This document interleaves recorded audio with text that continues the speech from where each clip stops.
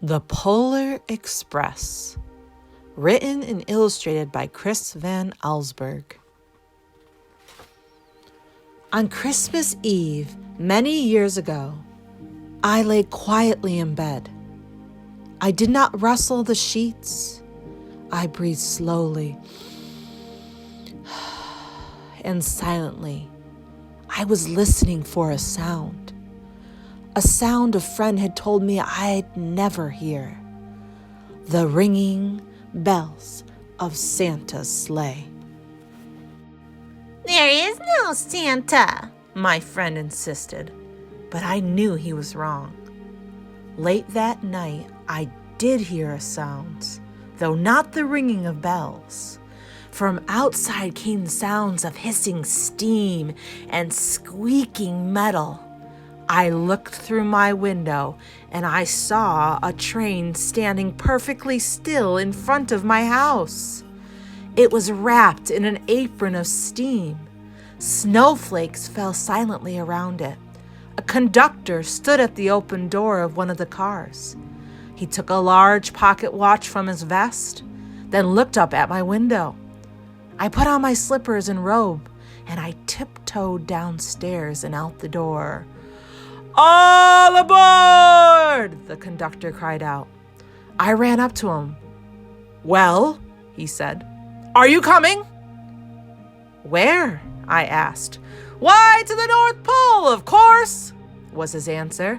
"This is the Polar Express." I took his outstretched hand and he pulled me aboard. The train was filled with other children, all in their pajamas and nightgowns. We sang Christmas carols. Jingle bells, jingle all the way. We wish you a Merry Christmas, we wish you a Merry Christmas, we wish you a Merry Christmas and a Happy New Year. And we ate candies with nougat centers as white as snow. We drank hot cocoa as thick and rich as melted chocolate bars. Outside, the lights of towns and villages flickered in the distance as the Polar Express raced northward. Soon there was no more lights to be seen. We traveled through cold, dark forest where lean wolves roamed and white-tailed rabbits hid from our train as it thundered through the quiet wilderness.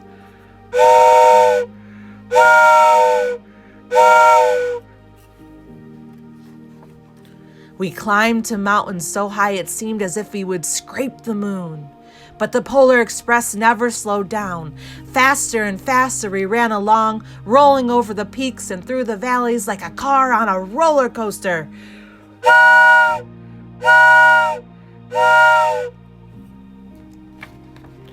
The mountains turned into hills and the hills to snow-covered plains. We crossed a barren desert of ice, the great polar ice cap. Lights appeared in the distance. They looked like lights on a strange ocean liner sailing on a frozen sea. "There," said the conductor, "is the North Pole!"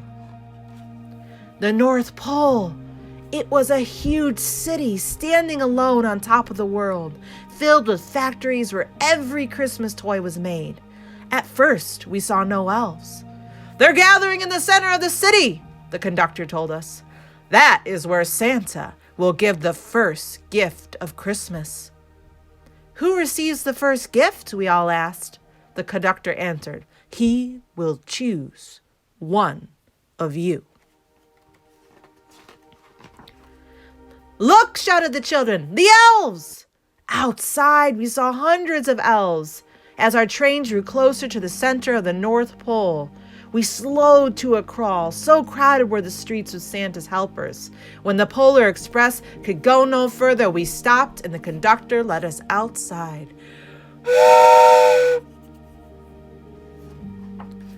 We pressed through the crowd to the edge of the large open circle.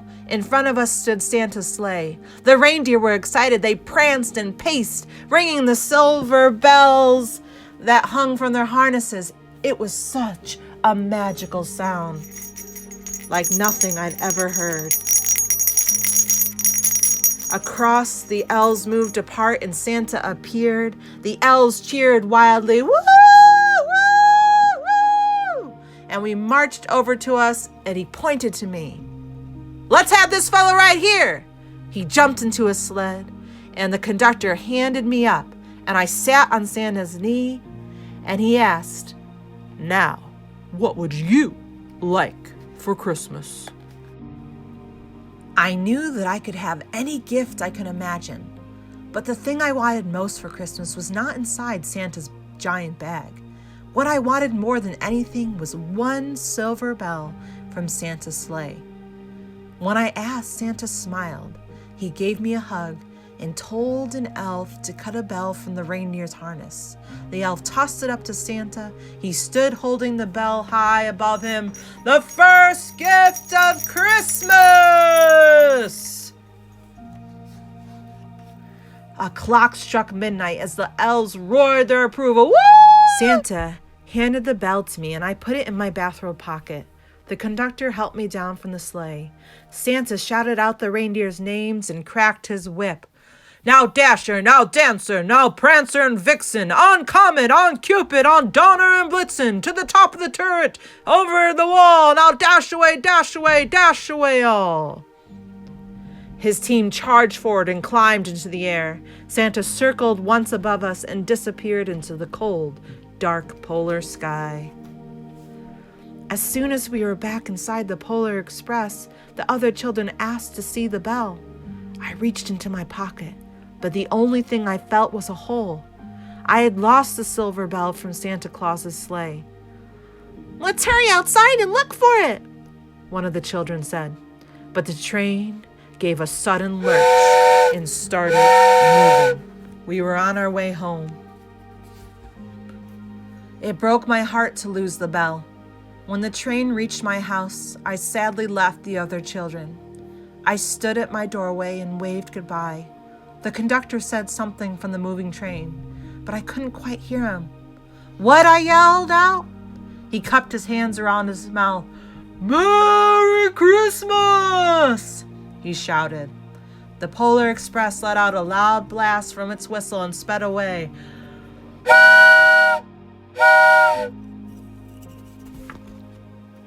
On Christmas morning, my little sister Sarah and I opened our presents.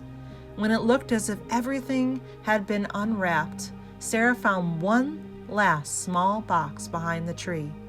It had my name on it. Inside was a silver bell. There was a note.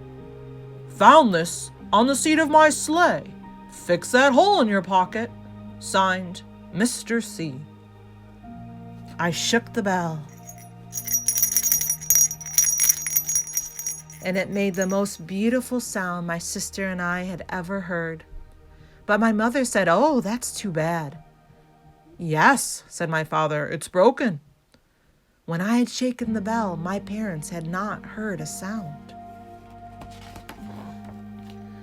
At one time, most of my friends could hear the bell, but as the years passed, it fell silent for all of them. Even Sarah found one Christmas that she could no longer hear its sweet sound.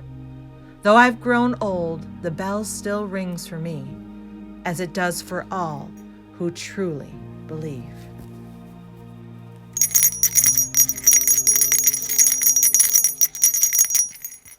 Merry Christmas, my friends.